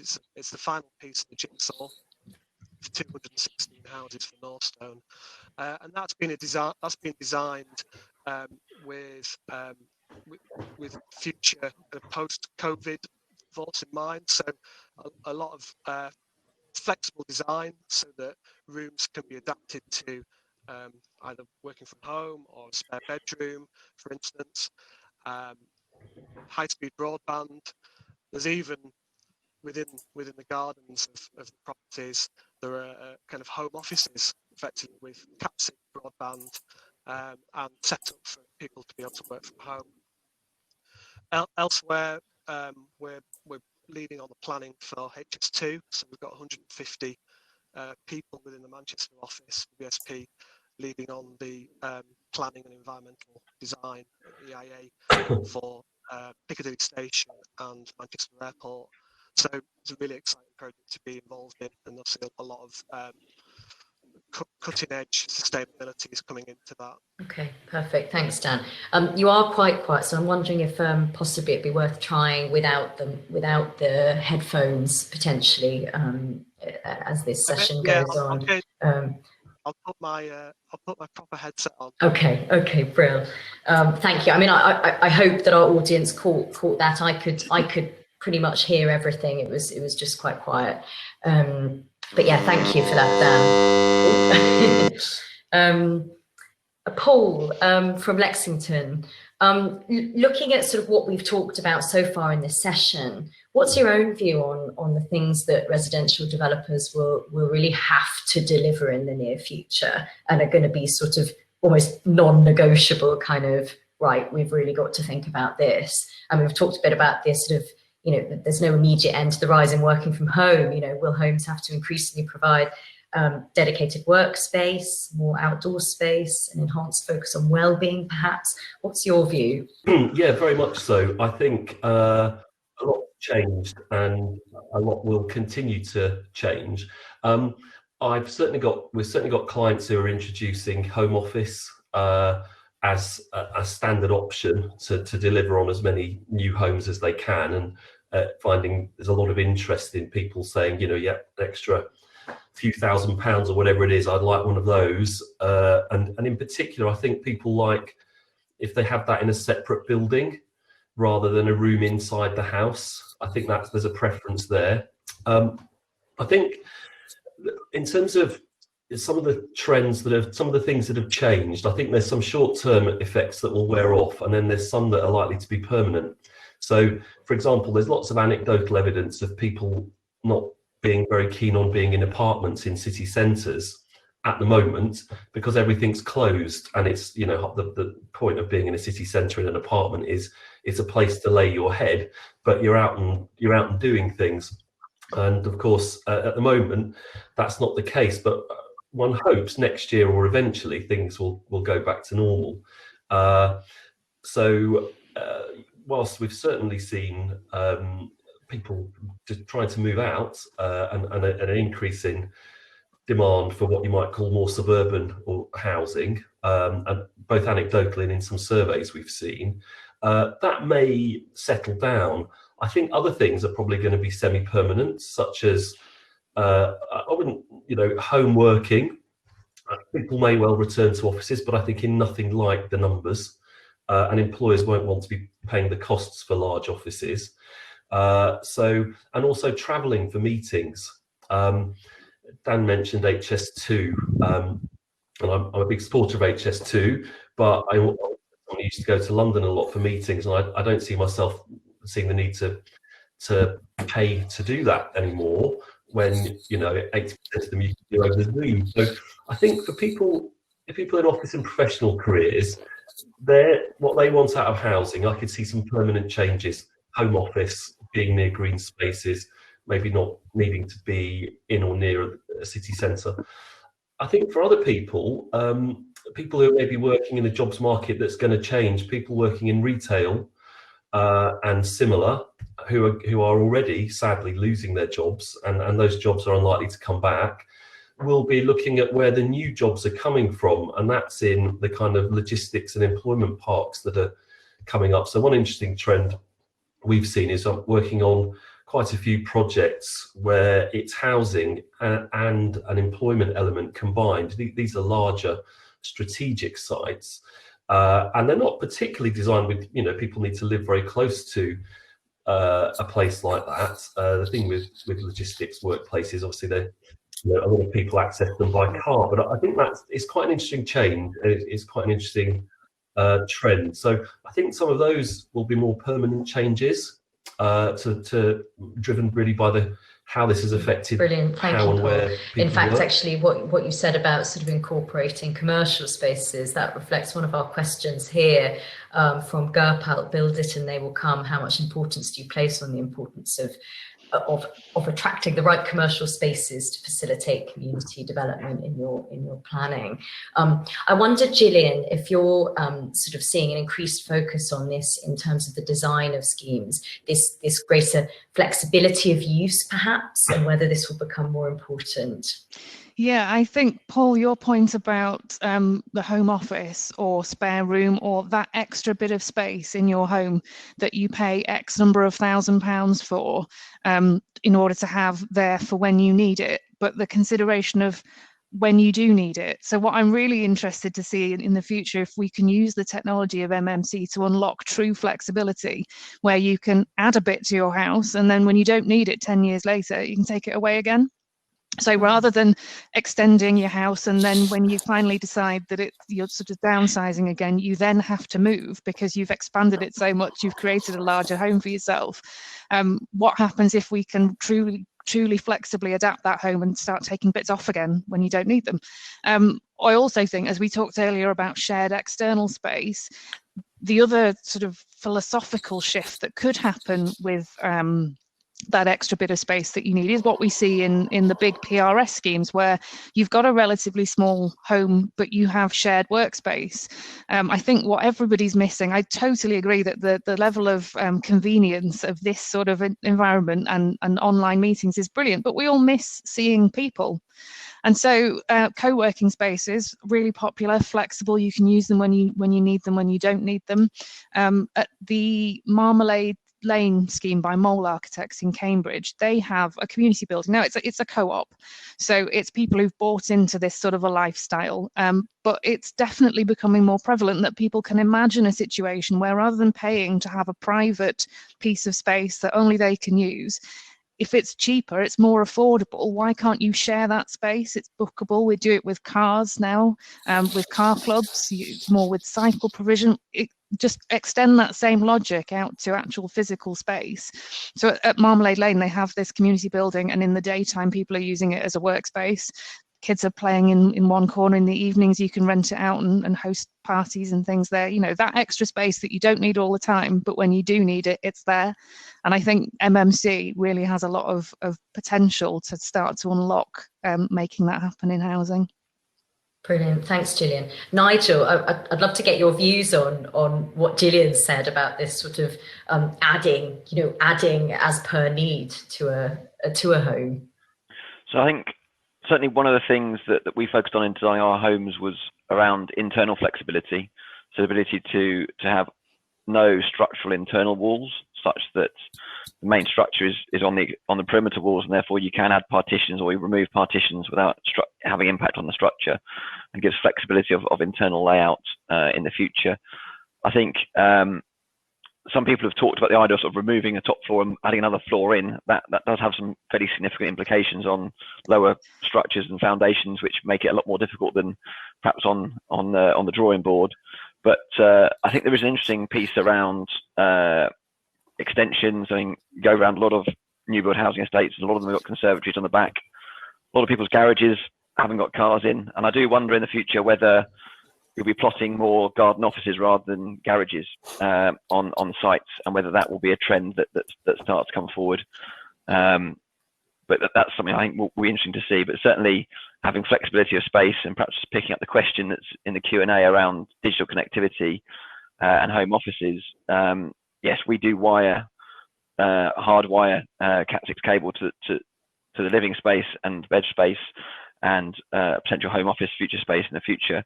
And I think that was a requirement in the old code for semi homes, and something that was common practice for a few years and seems to have disappeared from general practice. I think we'll perhaps come back into more standard designs going forward.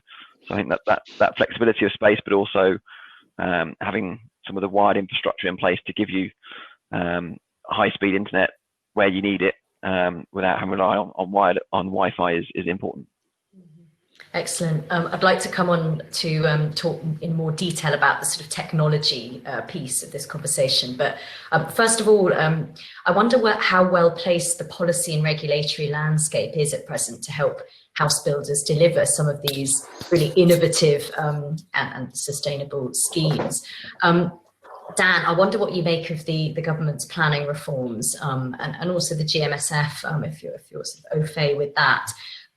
Specifically in Greater Manchester, and what further incentives are needed. We've got a question here from the audience from Matt Pickering, with 50,000 new affordable homes identified as being required across Greater Manchester. How do we go about meeting this target?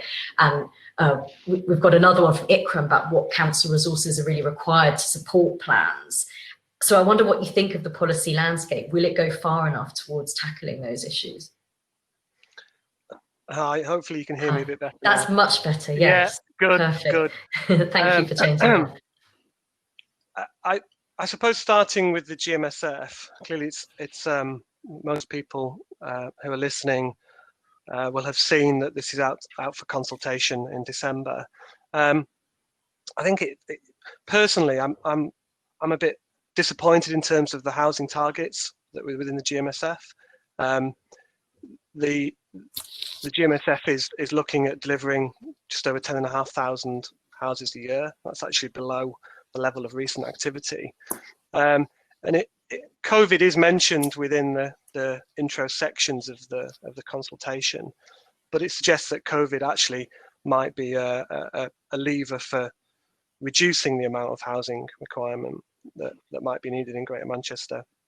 Personally, I think that's going the wrong way, and actually we should be aspiring for greater growth. I mean, we're definitely seeing increased appetite for, and we mentioned this, it was mentioned before, increased appetite for additional homes to be built outside of the core, Manchester core, and in more rural areas. You know, people are going to be working from home, I think, longer term. 2-3 days a week, perhaps.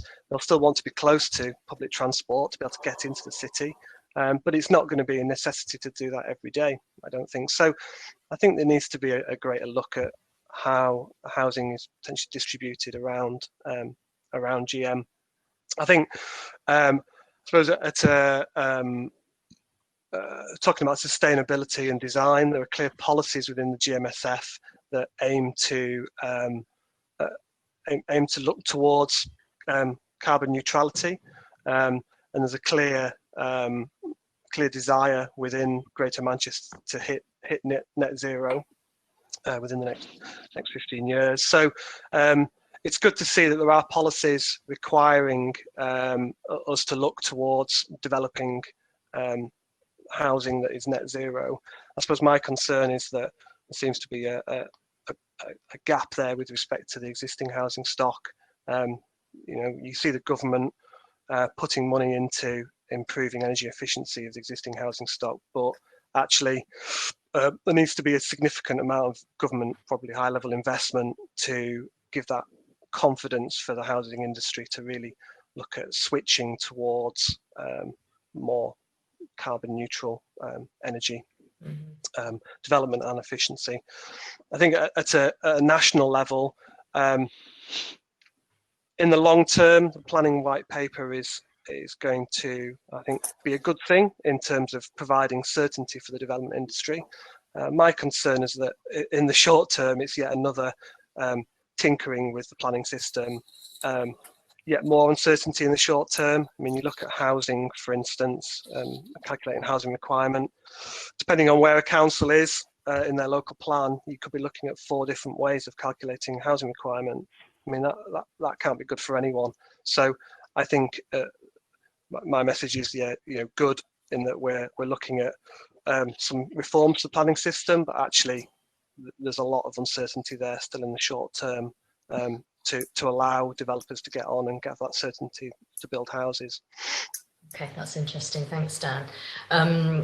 Paul, I think this is a good sort of chance to talk about sort of local authorities and how they're going to tackle this planning picture, but also this move towards digital planning. So we can start talking about technology here and its own role in housing delivery and design. So COVID has prompted local authorities and others to adopt placemaking technology a bit more rapidly than they might have done otherwise, and sort of digital methods of community consultation to reach stakeholders. How well do you think councils have done this so far, and what further support is needed?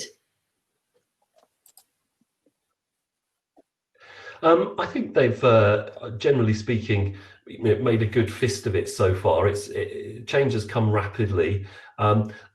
Sort of online engagement, digital engagement has been something that we've been developing for probably the last 5 or 6 years. Obviously not anticipating COVID, but just because you get far better results if you move beyond your traditional public exhibitions, which do really tend to attract the NIMBYs and not that many other people. So we've been developing that for a while, and over the last 6 months we've had quite a few schemes where our clients working, very closely with the council, and we've been designing and road testing some quite major public consultations that are purely done online. I think if you combine the aspects of the planning white paper that may come through, where they're looking to make local plans a lot smaller, and by getting rid of local policies and saying just all make use of the national policy, I think where it's headed is that councils, when putting those plans together, will be needing to consult about basically sites, and particularly housing sites.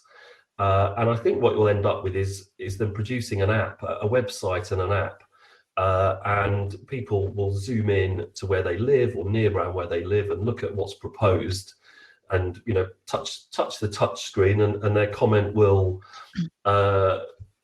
pop up on screen. And we've already got a technology that does this, and then people can have a conversation. They can click on other people's flags and see what other people have said nearby, and the council will get, I would say, a lot of feedback, and they may get more positive feedback about housing. Traditionally, they get very negative feedback from people who live next door and not much from anybody else. So they may get generally more positive feedback. That said, their biggest challenge is going to be identifying and allocating and effectively giving outline planning consent to 10 years worth of housing sites. And for a lot of boroughs, I would say that the political ask there is absolutely impossible. They won't do it. You've seen how Greater Manchester's dragged its feet to do a GMSF over the last 5 years, and have just got something over the line reluctantly.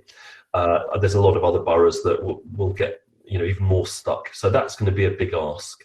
But I think the technology is going to be helpful. Thank you, Paul. Andrew, I wonder what your take on that is as a planner.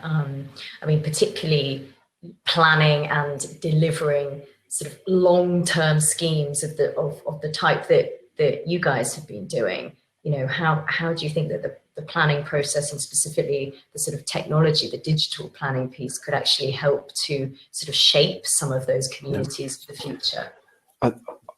For me, I suppose I probably would say this as a planner. I think the planning has the biggest opportunity to open it up. It's actually the stuff that Gillian and Nigel, in fact, everyone's talked about, is the customization of our homes and the add-ons, and that technology exists for us. If you look to Japan and Sekisui, how they do it, when you purchase a house or when you go to choose your house, and there's a lot more competition in the market there, you'll often be given a brochure, and then you'll choose whether you have an additional balcony or an additional porch or a carport or a garage. All these things are possible. But what often happens through our planning system, because of the discretionary nature of it, and this links into some of the stuff the white paper talks about, is it's a fixed plan. Ultimately, you have a planning permission and a set of fixed plans. So it actually reduces the ability to adapt over time. So we've already had some successes with having more flexibility in our planning permissions, and in Salford and in Wirral, we're now able to build out whether it's a 2-story or 3-story. So we're working within parameters, and that allows our customer to then configure their house online using digital technology. So they go on, they choose their layout, they choose whether it's 2 stories, or 3 stories, or garden living or rooftop living, the number of bedrooms. So that's opened up some flexibility, but there are greater flexibilities that we can achieve, and we are talking to some authorities about doing this through a possible pattern book. I think zoning, one of the sort of benefits of zoning, having worked in a zoning system in New Zealand and also speaking to Japanese colleagues, is you have that ability to have flexibility and have add-ons. So we're really interested in this. We think the opportunity exists to do it more, and our garden house, which is one of our products, for example, you can have add-on living, add-on workspace. You can orientate the houses so they're always south facing, always have sunlight onto them within a master plan. So for me, I think it comes back to the planning and just how much flexibility you can allow, so it's not all funneled through and then fixed at that one point. Otherwise, we do spend a lot of time going through Section 73s or NMAs, really detailed, slow, protracted processes that we don't really need to do. Brilliant. I think that's really interesting, Andrew. And you know, these kind of ideas, these sort of creative approaches to modelling homes, this is exactly the kind of things that we need to be talking about and more. And sorry, and I can see this design codes is also a popular discussion point at the moment, and how they might operate in the future. But in a really digitalised world, you could potentially see something where there's a digital design code which is approved by a council, that's linked to a digital configurator that we offer, or Ilka or someone else, and the customer is then choosing their design, which automatically fits within the design code. And that's where the opportunity for digital sort of planning in the future sort of rests. Amazing. Have you had any experience of this, Julian, on the design side? I think, well, definitely the digital technologies and custom build housing, ability to custom build, select the different options. What I think I would say about all of this, it's kind of a broader picture thing to do with us as a nation, is that the planning white paper, if we move to a system, a zonal system, or more a system that allows certain developments in certain areas, the problem we really have in this country is, as you've said, is NIMBYism. The way that the traditional consultations have worked, the neighbours turn up to tell you how much they really don't want this development on their doorstep, and that's about all the engagement that you get. So the digital opportunities are undoubtedly a game changer in this, the ability to reach more people. One note of caution, that I saw a presentation recently about digital consultation, and a chap mentioned that 2 million people have their only internet accesses via a pay-as-you-go mobile phone. And I checked yesterday to see how many people in this country have never been online. And I don't know if you'll all be as shocked as I was, but it was 5 million people. So we do have a way to go in making sure we don't miss people from this discussion if we are focusing on digital technologies. But I also think we need to kind of get people earlier into this process. If we're going to shift to a plan-based system where there's permission in principle for development in certain areas, we need to shift people back to getting involved in that plan-making process rather than just the development when it lands on their doorstep. And fundamentally, if I was in charge, if I was Prime Minister, it's got to start with education. I think we should be teaching development in school to understand how a city should grow, how housing should be arranged, what your vision is for the area in which you live. Because I think a lot of the time people feel that development happens to them rather than for them or with them, especially when they already live in the areas that we're talking about. So I don't know if that was quite the answer to your question, but that's kind of my bigger picture feeling about where we are in terms of changes to the planning system. I definitely think we do need to change the planning system. It's not working particularly well at the moment because of all those the negative aspects that we've talked about. It could certainly work better, but we need to make sure we bring everyone along on that journey with us, not just those of us who are in the construction industry who are already invested, but it's about how we connect with people, and the digital tools can certainly help us with that. Sure. And as you say, it is about getting the balance right and making sure that actually in these shifts, people aren't being excluded from the process. But I mean, on the digital inclusion piece, we've got this question from Gurpal. People often associate moving from urban to greener areas with a lack of connectivity. Do you feel there is a need to engage with broadband providers at an early stage to ensure connectivity? Nigel, I wonder if you'd like to tackle that one, having worked with some more rural schemes as well. Yeah, we have. Yeah, I think on new development that is, it's generally, I think infrastructure more generally is something we've been looking at. Some projects overseas and getting infrastructure to sites is very challenging. And I think we are lucky that in new build we tend to get the infrastructure in place pretty well. There certainly has been a challenge in probably 10 years ago on modular schemes of getting utilities to site in time. And one of the key things for us is getting the gas, if we have gas in the future, but electricity, water and broadband to site, potentially fibre to the home, to every home, in advance of the houses being installed and then being wired up and completed very quickly. So I do think it's important that we ensure that new homes have that connectivity, and I think that is certainly happening, I think, on most sites, and I think the utility companies are generally working well on new build sites, so I've not seen much of an experience where that's been an issue on the rural sites that we've been looking at. Okay, brilliant. Thanks, Nigel. To our audience, please do submit any final questions that you would like us to answer. We've got just under 5 minutes, I think.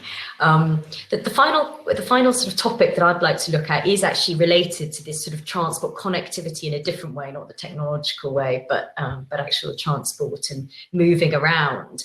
I think it was Gillian who before this session raised the point about the concept of the 15-minute neighbourhood to access everything you need within a short distance. And I'm wondering, Dan, actually, I'll come to you as well, Gillian, because I know you've got some stuff to say about this. But Dan, what do you think about this concept, and you know, how really project teams can work with local authorities and landowners to better embed a sort of sustainable form of connectivity into residential schemes? Yeah, I definitely think over the last 9 months, there's been a real appreciation of people's local neighbourhood.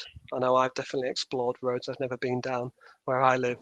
So I think having access to good infrastructure, play spaces, shops within walking distance is going to be ever more important. I think the schemes that we're working on, I mentioned scheme in Northern Gateway, called the Gasworks for MCR. That is a scheme that's been designed, about to go into planning, where it's effectively a walkable neighbourhood, and we're designing that within the SRF, Northern Gateway SRF, and we're designing it looking at desire lines through adjacent parcels as well. So we're able to try and map how neighbouring developments may come forward. So, you know, really important thing is looking at the wider area rather than just each site in isolation. It's particularly important in urban brownfield sites. So it's a piece of work that we've been done, and we've been able to show that actually, yes, the site itself may have brownfield plots around it at the moment, but actually we think the way that it will come forward in the future is that we're providing that connectivity, that walking within, obviously be able to get to Victoria in 10 minutes. So it's definitely something that we're seeing on a lot of our schemes at the moment, and going to be so more important. Mm-hmm. And yeah, and presumably it also connects into the general idea of wellness, but also public realm just within a scheme as well. You know, not just moving from point A to B, but actually just within the scheme and giving people more active travel opportunities within a new build residential scheme, perhaps. Does Gillian or Paul, would you like to come in on that before we wrap up? Yeah, I think moving to the plan-based system, I think it has to start with putting communities in the right locations. The people from working from home during coronavirus will realise how much they hated commuting anyway. All that time that people spend travelling from one place to the other and moving to a more local economy where everything is accessible. And I think if you look at the low traffic neighbourhood trials that they're doing in areas of London and how horrified lots of motorists are by this idea, it actually, when you look at the data over the last 10 years, the number of journeys by car has just skyrocketed, and it's the self-fulfilling prophecy that suddenly there are too many cars and you don't feel safe, so you have to drive in order to feel safe, and cars are getting bigger, and we're just giving over so much of our space, of our world to traffic. And I think we just have to start reversing that trend, and the place to start is that there should be no housing developments that you just can't even walk out of. You know, there's no pavement to get from your house to a bus stop. It's just inexcusable, and not the way that anybody would want to live. If you ask them, even people buy properties in those locations, if you gave them the choice, that's not how they would choose to live, I don't believe. Mm-hmm.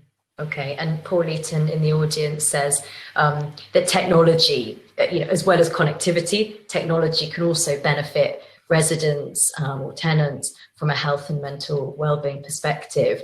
If anyone has a comment to make on that briefly, we've got about 1 minute. Do you want to say something, Paul? You look like you're about to say something. Well, I certainly agree. I think I've mentioned earlier I'm a fan of HS2, but there was one comment made earlier in the pandemic that actually would it not be more important to make sure we've got fast broadband in every house, perhaps more than that piece of infrastructure. I mean, let's have both, I say, but I think the fast broadband, I think both for convenience reasons, but actually social equality reasons as well, I think should be a major